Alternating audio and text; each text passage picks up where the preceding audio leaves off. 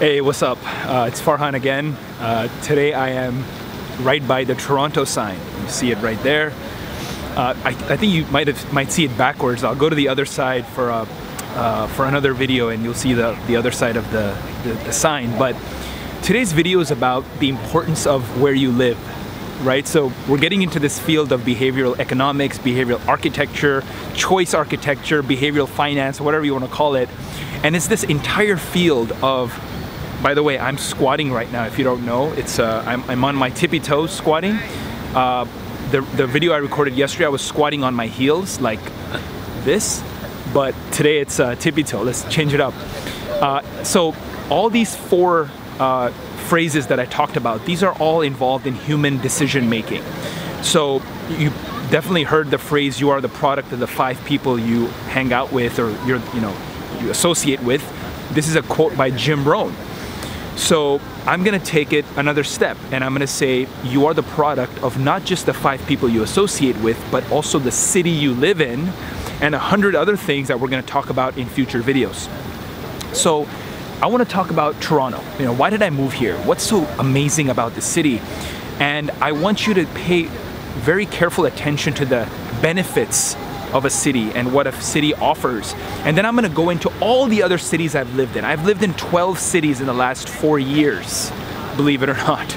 I've even traveled to Europe and Africa and all these crazy places like Uganda and Tanzania, and I'll get a little bit into all that stuff in this video, just to kind of show you whatever city you live in, if your success is not promoted, or it's not a parameter in the equation, if the city is not a positive parameter in your equation of success, then just throw it out. You need to move out.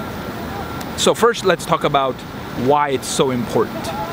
So the number one feature of a city that I look at, or the number one benefit of a city that I look at when I move here or when I live there, is freedom. And it's mostly freedom of expression. So just this morning, I was, over the last couple of weeks, I've been pretty isolated, pretty much in solitude. There's a few friends that I see. I go to the gym, 3 times a week. I go salsa dancing six times a week. So it's, I'm already meeting people in communities and tribes. And I had this sense of, you know what? I don't really need to meet people randomly, because meeting people randomly is the thing that gives me a high, that gives me this kind of adrenaline, dopamine rush, right? Meeting someone new, oh my God, I get so excited about it. It's like some kind of guest in my life, I'm welcoming someone into my life, into my story, into my movie. So this morning, oh, by the way, I've been sitting a lot less, so I've been squatting, I've been lunging, I've been standing, I've been moving around, crawling. I'm doing a lot of movement during the day. Even in the metro, I don't sit. I stand and I try to balance my foot really strongly on the floor, and I feel my feet. And I'm also wearing these, right? I don't know if you can see it, but right here, these are, I don't know if you can see it. Yeah. So these are Vibrams, right? This is a very good company. I've been wearing Vibrams all day long. So now I feel my feet as they're pressing on the floor, on the ground. I can feel stuff. And I don't know what I'm gonna do in the winter when it starts snowing, but we'll figure it out. I think I'll get some Vibrams that are insulated or waterproof.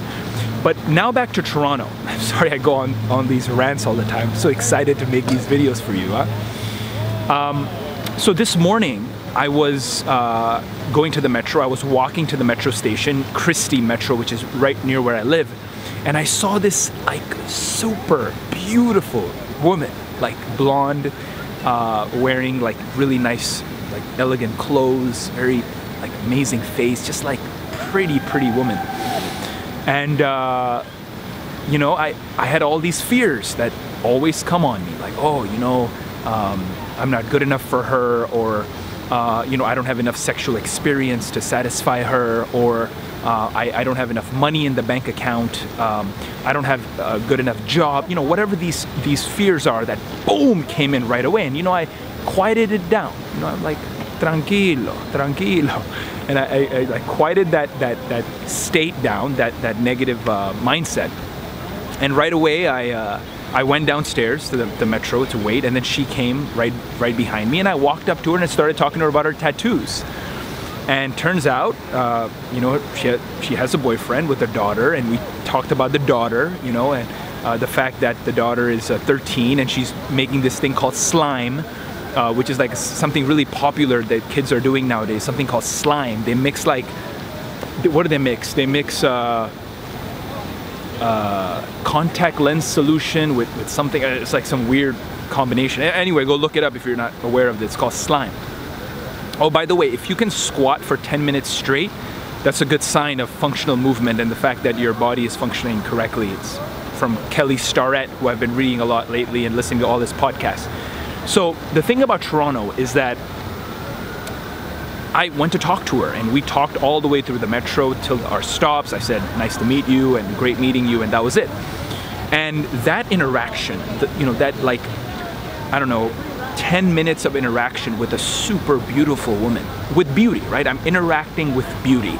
And I try to see beauty in every individual, and sometimes it's hard to see until you talk to them. And this girl already had amazing beauty. Like, she just looked beautiful.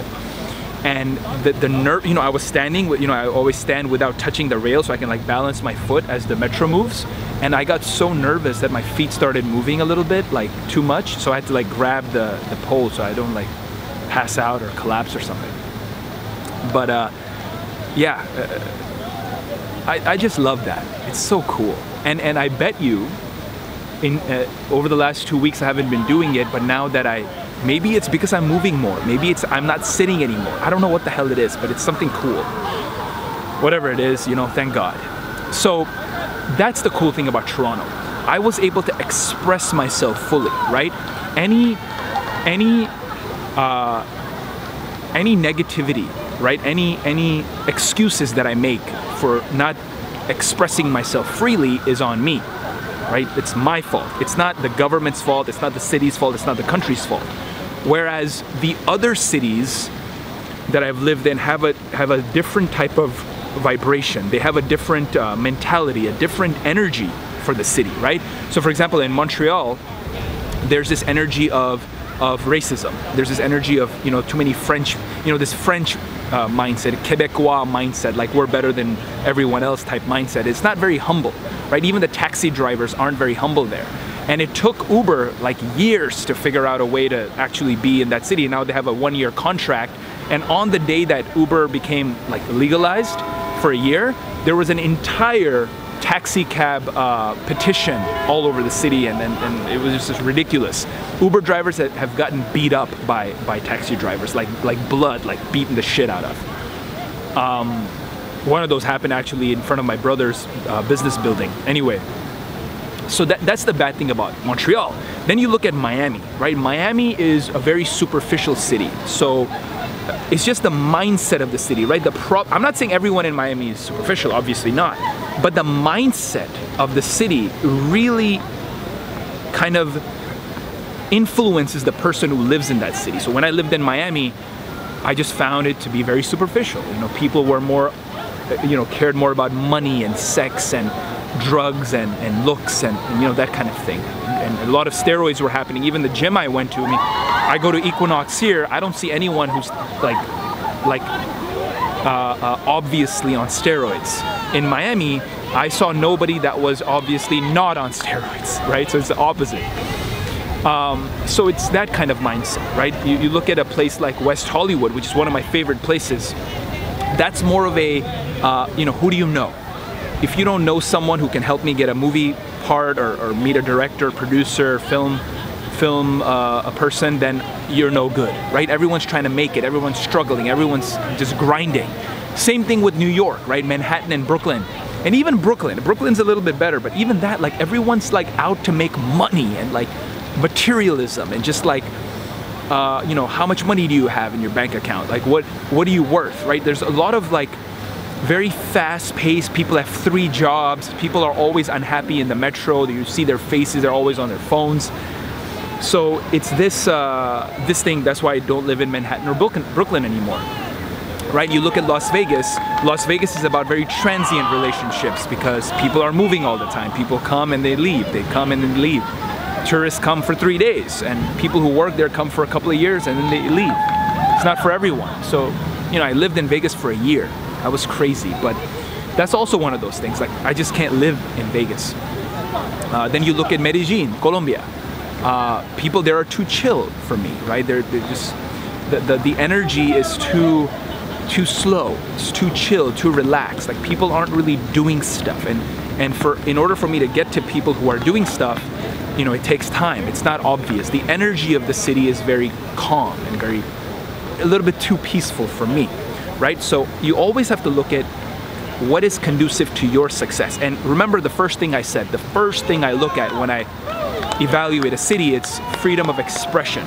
So in Colombia, in Medellin, for example, I saw people, you know, a guy running and police shooting after him. I went to a place called Nikita where a guy pulled a gun in front of us because we were trying to serve him food, and he was, you know, the whole street is full of druggies and stuff like that in Nikita, and he pulled out a gun. And he thought we were going to take him to rehab and take him away and take his children away, stuff like that.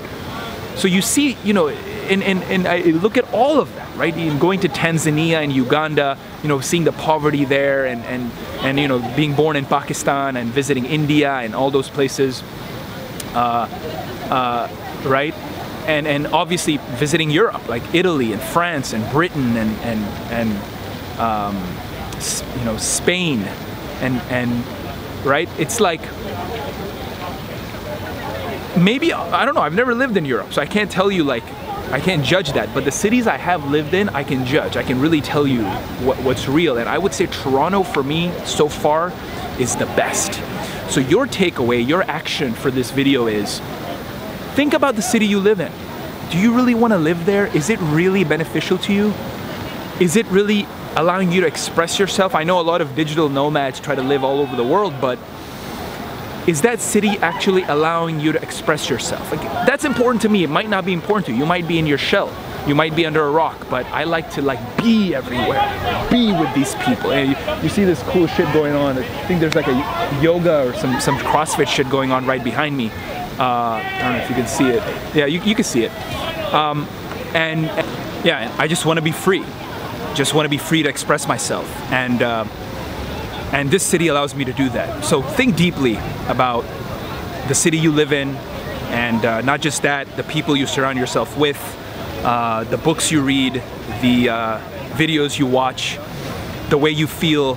I'm gonna get into all that stuff in coming videos. There's a lot of stuff going on in terms of choice architecture, behavioral architecture, exactly what to do, how to manage your cell phone, how to configure your cell phone so you don't get addicted to certain apps, how to not go on your Facebook feed for 2 hours without even knowing because your brain is so vulnerable to that. There's gonna be a lot of cool stuff coming in the upcoming videos, and I'm very happy to deliver that and convey that because I'm just fucking into this field, man. I'm just telling you, I'm fucking into this shit, and I'm so happy. Like, I'm just super happy doing what I'm doing, and just, man, you know, thank God, thank God. Anyway, yeah, comment below. Let me know what you think about what I said, and would love to hear your comments and reply and answer your questions about anything that applies to lifestyle and how to configure your environment to make you badass and succeed and have an amazing quality of life, and also be relaxed and peaceful and fulfilled and satisfied with what you're doing. There's a B here. Okay? And subscribe to the channel, share it with your friends who might gain something from this channel, and you know, give a thumbs up if you like the video, and that's it. See you next time, brother, sister.